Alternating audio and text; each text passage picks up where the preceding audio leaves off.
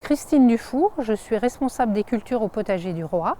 Mon domaine de compétence, c'est les cultures légumières et je vais vous présenter les cultures les plus faciles pour commencer un potager.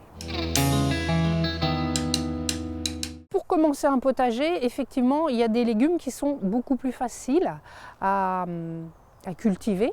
Le radis, par exemple, ça c'est le radis, il arrive vite, puisqu'en un mois, on a une belle récolte de radis. Donc la seule précaution, c'est l'arrosage. Donc un radis, pour qu'il puisse pousser, doit être arrosé régulièrement. Ensuite, les laitues. Les laitues, c'est rapide aussi, puisqu'en un mois et demi, 2 mois, on a des belles laitues. Et là, la solution, on va dire, pour vraiment commencer, c'est d'acheter ces plants. On achète ces plants, on les plante dans le potager, et au bout de 2 mois, on a une belle récolte.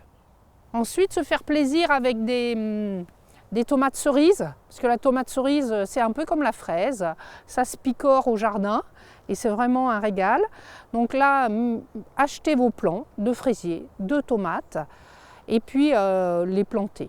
Tomates cerises, normalement pas besoin de taille, juste un tutorage. Donc la tomate se plante au mois de mai, autour du 15-20 mai. Et le fraisier, lui, par contre, ce sera plutôt une plantation de printemps ou d'automne. On peut aussi faire la courgette. Donc la courgette, achetez-la en plan. Ça sera déjà beaucoup plus, vous gagnerez 1 mois. Et puis un plant de courgette, 1 à 2 plants de courgette suffisent à nourrir une famille de 2 personnes. Ça produit beaucoup. Mais par contre, il faut lui laisser 1 mètre carré de terrain. Et puis, dernière plante, on va dire, très facile, c'est les aromatiques. Parce que les aromatiques, il y a deux cycles de culture. On a des aromatiques vivaces qui vont rester longtemps au jardin, plusieurs années. Ça va être le romarin, ça va être le thym, la sauge, la sarriette.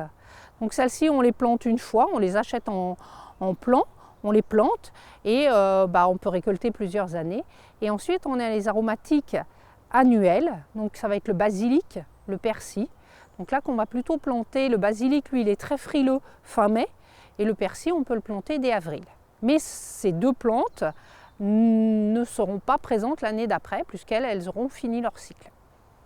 J'espère que ce tuto vous a plu, on se retrouve vite pour de nouvelles vidéos.